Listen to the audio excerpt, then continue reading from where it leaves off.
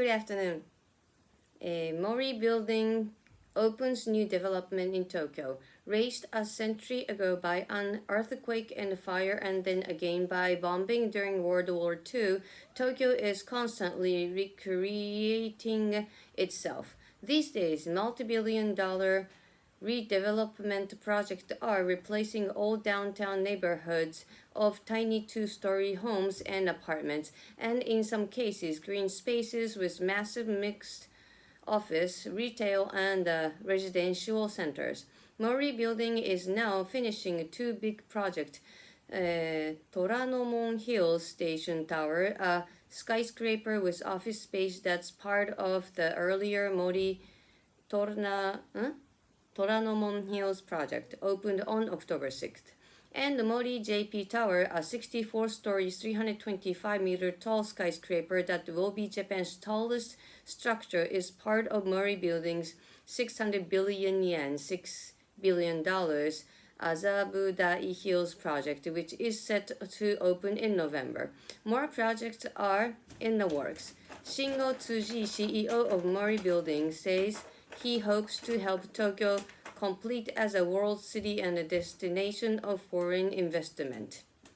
Tsuji took over as CEO from Minoru Mori in 2011. He inherited from Minoru Mori, who died in 2012, a vision for projects that are transforming downtown Tokyo with tower developments packed with fashionable offices, luxury apartments, hotels, and boutiques, and surrounded by urban gardens.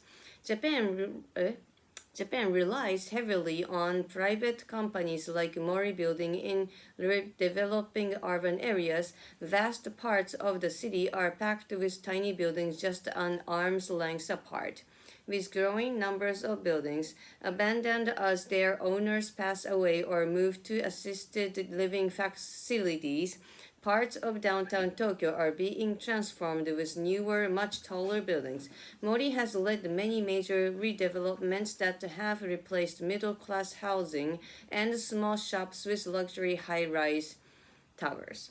Azabudai Hills will house 3,500 people and businesses employing some 20,000 people, a museum, and a prestigious British school. Kei Minohara, an urban planner who knew the late Minoru Mori, said he respects his achievement but wonders about tall buildings in which residents remain strangers, rarely increasing with each other.